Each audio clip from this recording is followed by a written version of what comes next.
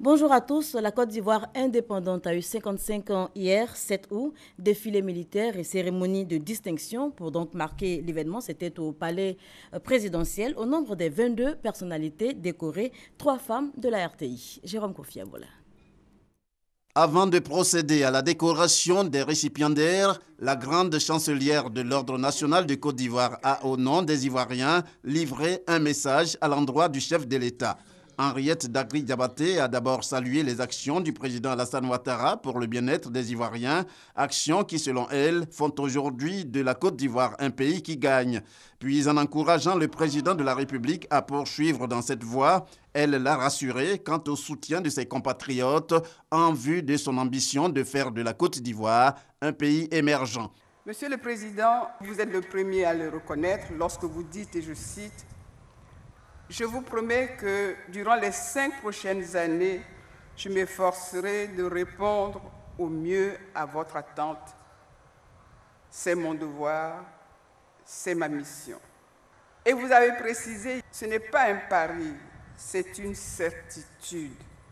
Alors, Monsieur le Président, nous sommes prêts à continuer à rêver ensemble avec vous d'une Côte d'Ivoire belle et moderne. Car le bâtisseur que vous êtes saura toujours transformer nos rêves en réalité. C'est pourquoi nous nous réjouissons que vous ayez déposé ce mercredi 5 août votre candidature pour les élections présidentielles du 25 octobre 2015. Vous avez promis d'organiser et de réussir des élections apaisées, des élections propres à renforcer les bases de l'unité nationale. Nous espérons vivement que votre volonté de dialogue et votre politique de la main tendue seront comprises et acceptées. Pour en venir à la cérémonie de distinction, 15 personnalités ont reçu des médailles d'officier de l'Ordre national et 7 autres des médailles d'officier du mérite ivoirien. Au nombre de ces récipiendaires, Abiba Dambélé Saoué, Awa Touré, Viviane Aïmé, toutes des journalistes à la direction des reportages institutionnels à RTI 1. Madame Zuno Kipré, présidente du conseil d'administration du groupe Fraternité Matin, a exprimé la gratitude des récipiendaires en tant que leur porte-parole. Notre fierté, notre émotion sont à leur comble de voir qu'en ce jour chargé de symboles, Votre Excellence prenne la nation à témoin pour nous distinguer et ainsi reconnaître notre devoir d'engagement envers notre pays. Merci, Monsieur le Président de la République, du plus profond de notre être, pour cet honneur dont nous sommes l'objet devant la nation et que nous partageons fièrement avec nos familles et tous nos collaborateurs. Les distinctions qui nous sont décernées ce jour interpellent chaque récipiendaire à demeurer un modèle de don de soi, à l'image des pères fondateurs et un engagé au front du développement pour faire de la Côte d'Ivoire un pays émergent à l'horizon 2020. Outre les 22 personnalités décorées ce vendredi 7 août 2015, date anniversaire de l'indépendance de la Côte d'Ivoire, 60 autres le seront le 13 août prochain. Mais cette fois, au siège de la Grande Chancellerie à Cocody, toujours dans le cadre de la commémoration du 55e anniversaire de la Côte d'Ivoire comme pays indépendant. Un accord de plus de 12 milliards de francs CFA pour la subvention de projets dans le domaine de la santé, accord signé entre la Côte d'Ivoire et les États-Unis. C'était ce jeudi, compte rendu Gabriel Zani. C'est le premier amendement de l'accord de subvention de projets à portée limitée entre les États-Unis et la Côte d'Ivoire aux affaires étrangères. Cet accord est une assistance de l'Agence des États-Unis pour le développement international, USAID, au secteur de la santé, montant plus de 12 milliards de francs CFA. Cet accord permettra l'allocation de plus de 25 millions de dollars en assistance afin de renforcer le secteur de santé en Côte d'Ivoire. L'amendement que nous venons de signer aujourd'hui porte sur une allocation supplémentaire de 7 millions de dollars pour atteindre cet objectif. En CFA, c'est une aide supplémentaire de 3,5 milliards pour sauver des vies. Les investissements dans le secteur de la santé vont cibler les chaînes d'approvisionnement, les ressources humaines et le financement des programmes. La ministre de la Santé a rassuré la partie américaine sur la bonne gestion des fonds alloués. L'argent que vous mettez pour protéger les populations ivoiriennes a un impact sur les populations et nous en sommes extrêmement satisfaits. Cette cérémonie fait suite à la signature de l'accord global le 27 avril dernier. Encore une fois, est démontrée la volonté des deux pays d'entretenir d'excellentes relations, selon le ministre d'État, Charles Kofi Dibi.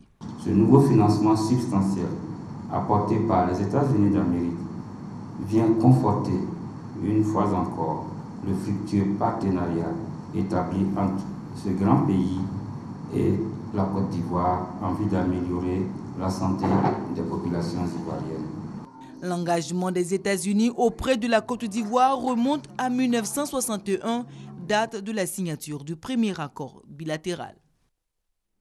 Direction Annibal Lecros, c'est dans l'indénié du Hablin. Le ministre de l'Agriculture, Mamadou Sangafoa, y était récemment, c'était en début de mois. Il y était dans le cadre de la 4e édition des JAAD, entendez, Journée de l'administration agricole décentralisée. Eh bien, il en a profité pour visiter le pont dit de l'Amitié. Il s'agit d'un pont qui relie le village de Pila, premier village du Ghana, à celui de Manzanois, c'est dans le département d'Annibal Lecros, à Mississauga. Le ministre de l'Agriculture était à Manzanois et à Brandoucro dans le département d'Annibal-le-Cro pour visiter les installations du PAIAED, projet d'appui aux infrastructures agricoles dans l'indénié du Hablin. À Manzanois, Mamadou Sangafoa Koulibaly a inauguré le pont de l'Amitié, un pont qui relie le village Pila du Ghana à celui de Manzanois. Sur l'axe Manzanois-Pila, long de 7 km, ce sont 3 ponts qui ont été réalisés, en plus de la réhabilitation de la voie. Coût total 188 millions de francs CFA. L'intérêt, par exemple, de ces ouvrages, c'est que vous avez vu en venant de cacao de partout. Les 70% de la production de cette zone vient après ces ponts. Donc, quand on n'avait pas réalisé ce pont, économiquement, le village était en mal. Cela permet tous les matins aux producteurs ivoiriens de franchir ce pont et de venir dans leurs plantations dans le territoire ghanéen, et aux producteurs ghanéens le matin de franchir ce pont et d'aller dans leurs plantations dans le territoire ivoirien. Le pont de l'Amitié pour relier les deux peuples, de quoi les réjouir. Avant qu'il y a l'eau, il y a l'eau beaucoup même. Si tu vas partir Manzano, tu vas passer de l'eau comme si l'eau, le moto, les quoi, tout gâté. Donc comme je fais pour la nous, ça arrange nous tous bien. La Béadouka, c'est un profit pour nous. Le gouvernement a bien fait de penser à nous. Nous aussi, nous sommes là, nous pensons à lui. L'inauguration du pont de l'Amitié a été suivie de celle du siège et de l'entrepôt de la coopérative agricole Le Manzan de Manzanois, un magasin d'une capacité de 400 tonnes. Par ailleurs, le ministre de l'Agriculture s'est rendu sur le périmètre risicole de Brandoucro où ont été aménagés 87 hectares de bas-fonds. Il a enfin posé la première pierre d'un système hydraulique villageois amélioré. Une installation qui va fournir de l'eau potable à 2500 âmes à Brandoucro. Et on parle sécurité à présent, de nouvelles orientations à l'approche des échéances électorales. Suivez ce reportage de Hamza Diaby pour en savoir davantage. L'élection présidentielle de 2015, c'est dans moins de 3 mois. La COMNAT-LPC, la Commission nationale de lutte contre la prolifération et la circulation illicite des armes légères et de petit calibre, entend tout mettre en œuvre pour éviter à la Côte d'Ivoire de revivre la crise post-électorale de 2010-2011. Ce jeudi, devant partenaires nationaux et internationaux, elle a dévoilé les nouvelles orientations de ses activités en tenant compte de 3 facteurs essentiels. Premier facteur, la fin de la mission de l'ADDR. Nous devons donc redoubler d'efforts et dynamiser toutes les actions qui nous permettront de collecter des armes, aussi bien auprès des populations civiles que tous ceux qui n'ont pu intégrer le processus DDR pour différentes raisons. Le deuxième facteur, le contexte sociopolitique marqué par des élections. La COMNAT a décidé de contribuer à la création d'un environnement serein pour la tenue d'un scrutin électoral apaisé et sans violence. Troisième facteur, la réponse du gouvernement à la menace terroriste. Le gouvernement s'active à prendre des mesures idoines pour faire face à ce fléau des temps nouveaux. La COMNAT doit être en avant-première dans ce combat. En plus des supports de communication, la COMNAT-ALPC entend faire de la sensibilisation de proximité. Elle rencontrera tour à tour leaders politiques, leaders de jeunes, chefs religieux et chefs traditionnels. Un plan d'action qui convient aux partenaires. C'est de très bonnes actions, des actions pertinentes qui ont été identifiées prioritairement par le président de la COMNAT. Et le Razalao entend apporter tout l'appui nécessaire, en tout cas dans la mesure de nos moyens et de nos capacités, pour qu'on puisse atteindre ce niveau et les objectifs que la COMNAT s'assigne, parce que c'est la Côte d'Ivoire qui gagne de façon générale. Pour atteindre ces objectifs, la COMNAT-ALPC sollicite la contribution technique et financière de ses partenaires, dont le PNUD, le GIZ et l'Union européenne. Depuis novembre 2011, ce sont plus de 9600 armes qu'elle a récupérées des mains de 4150 civils issus de toutes les communautés. Et vous l'avez dit, Hamza Diaby, la présidentielle en Côte d'Ivoire, ce sera dans moins de 3 mois, précisément le 25 octobre prochain. Pour l'heure, eh bien, les campagnes de sensibilisation se poursuivent pour un scrutin apaisé. La cible, les partis politiques et la société civile. À 2 mois de la présidentielle, le réseau Paix et Sécurité pour les femmes de l'espace CEDEAO, RESFECO, donne de la voix. La section ivoirienne sensibilise pour des élections sans violence. À cet effet, elle a initié une tribune dénommée « Les rendez-vous du RESFECO Côte d'Ivoire ». Nous sommes partis des constats de 2010. Les élections qui viennent là, c'est un test que la communauté internationale veut voir. Est-ce que la Côte d'Ivoire est rentrée vraiment dans un état démocratique ? Il est important que les partis politiques s'impliquent dans ces élections-là pour donner nos discours aux populations. La première édition de ces rendez-vous a réuni partis politiques et organisations de la société civile pour débattre de leur rôle dans le processus électoral. J'en appelle bien sûr à une élection ouverte, comme on l'a toujours dit, pour que les acteurs politiques puissent s'inscrire comme candidats et qu'effectivement ils puissent présenter leur programme. Sur la base de leur programme, des choix légitimes, des choix non influencés sont faits par nos populations. Nous exerçons surtout en milieu rural. C'est d'aller leur rapporter ce que nous avons appris, parce que c'est dans ce milieu-là qu'il y a beaucoup plus de manipulation.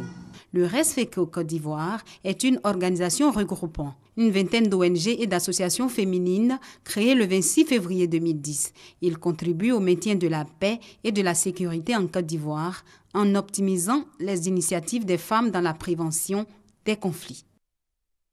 Un reportage signé Sidonie Davila, une page sport dans ce journal avec la finale de la Coupe nationale de football, 52e édition. Hier après-midi, au stade Biakaboda de Gagnoa, l'Africa Sport d'Abidjan a tenu le club Omnisport de Boisflé en respect. Score final 1-0. L'Africa Sport qui remporte ainsi sa 16e Coupe nationale. Et puis cette prise d'otage, toujours en cours au Mali, après l'attaque hier matin d'un hôtel de Sévaré, c'est dans le centre du Mali. L'attaque a fait au moins 7 morts. Les forces de l'armée malienne tentent toujours de déloger les assaillants. Il s'agit d'hommes armés non encore identifiés. Voilà qui met un terme à ce journal. Merci de nous avoir suivis. Je vous laisse en compagnie de Christelle.